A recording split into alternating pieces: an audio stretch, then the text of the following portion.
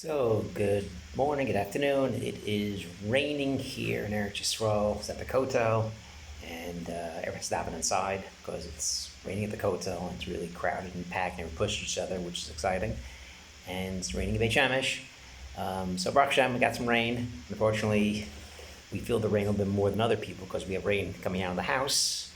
It doesn't rain that often here, so leaks a little bit here.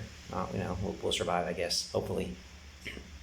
So very exciting parsha. This is literally the cornerstone of Judaism, really the turning point. The Makos, everyone knows about the Makos. Anyone has a Torah about the Makos, the purpose of this, why Paro, Hashem Akshas Le Paro. So the Siva Shalom has a very interesting piece that kind of talks about the three different sets. We know that there's Tzachadash Bachav, and the famous question is, why does Yehuda need simanim? We know the first letter of all the Makos, and also it's in the Torah. You don't really need a guide to remember the Makos if it's literally, you can open up the pages and see it literally inside. And there's a lot of discussion. There's a lot of, it's not one of the things we gloss over. Kirsh and Aish, not in the Torah. A lot of miracles are not in the Torah. But the 10 Makos are literally there. So what's our Yehuda coming that we need really? Oh, by the way, it's Achdash Bachav. Don't forget. What's the purpose of this? There's a lot of Mefarshim talk about this. The Shiva Shalom point is that these are three sets of Makos, three very different lessons that are taking place. The first three, it's Dance for the Akinim, below the ground, Oder Shchin, talking about the earth and our space, and Bar Arba Choshech, Shemayim. Three different areas. And you notice by each of the first of the three sets, we have Dam, we have Orov, and we have Barud. It says, Alashnav, Ki Yada Ani Hashem, Bekerva Aretz, Bechala Aretz, Kini Hashem. Three times Ani Hashem, Laman Teda, Kini Hashem. So the Siva Shalom says, well, each of the three things really points to another piece that we're teaching Paro something. First, Ani Hashem. The first thing, Paro says, who's Hashem? So the first three really focuses on that, changing nature around, changing the water, changing things that, the Nile was kind of associated with an Avodah Zarah. So that's the first step is just literally introducing Hashem and showing the koach of Hashem to Paro. And the second set is B'Kerev Aretz. Is literally, it's not just Hashem is the God somewhere in Shemayim somewhere, but Hashem B'Kerev Aretz, that literally the Chala Aretz, literally Hashgacha Pratis, that takes place. It's not just that the Romans, Roman philosophy, Hashem created the world and then it's just rolling, the world goes on. Hashgacha Pratis. And the third thing, Shemayim issues. And so not just the earth, but everything.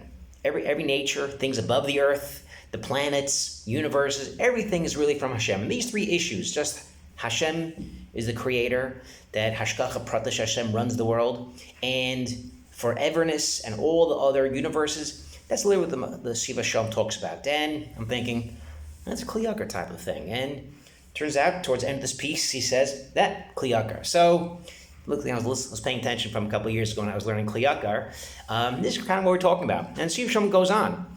And he wants to understand also what's the purpose of this, by the way. Because if the purpose is just to teach Mitzrayim a lesson and to punish them, well, we could have had Makas Bacharos and be done with it, and Vaera would have been a lot smaller. What's the purpose of all 10 Makos? If Hashem is going to harden the heart of Paro, and Hashem says to Moshe, by the way, he's not going to let you go, Moshe could have said, just bring the last one, and will save me all the trips into Mitzrayim, and it'll save me all this hassle. But no, all 10 were very important. The question is why. So Shiva Shalom, Mefarshim talk about this, but Rashi, on the spot, more or less says, it's not for Mitzrayim, it's for the Jewish people. The lessons and things in the world, things happen in the world, is not for those nations. What happens in Thailand or plague somewhere else, it's really to give us lessons, and we should learn from it and grow from it and take this musar. And Siva Shalom really says that as well. He says you don't need the Chumash to go all these details, warnings, throwing up the this, doing that, the animals, the frogs, go in the ovens. We don't need any of this. But the point is really for us. And as it was a makeh for Mitzrayim, as the Pri Tzedek says, it was a refuah for us. So literally the same action had two different effects. A, they were being punished and we were not. But the lesson, the mussar that they were getting, really was for us. We take these lessons of hashkacha, and Hashem runs the world, Hashem created the world, and we're supposed to internalize it. By seeing these makos that take place in Mitzrayim, we're supposed to grow from this, because these people that went to Mitzrayim didn't need these makos. People went to Mitzrayim were the highest level. The Shvatim, they needed Avdus. The Shvatim and their children needed to be slaves. Well, the point is to be the Am Nivchar, to get the Torah, you have to be a more refined and a better person. And even though Nasiv Shalom says we have tsaras after tsaras, and we have exile after exile, and we have dark times after more dark times, we believe that it's for us, it's for our benefit, and that's really believing in Hashem. If you don't believe this, then we got problems. You can't believe in Hashem halfway and not believe in the other half. Oh yeah, Hashem created the world, but my job, that's on me. Boy, Hashem created the world, but boy, this guy had cancer. It's lucky. He really lucked out with this. No, you have to really believe in Hashem 100%. And if you don't, we have problems and something to work on. Someone 13, the Holy Shore talks about someone 13 years old has to believe in this like someone who's 50. So you have to work on it. And not everyone has the same faith, emunah b'tachon.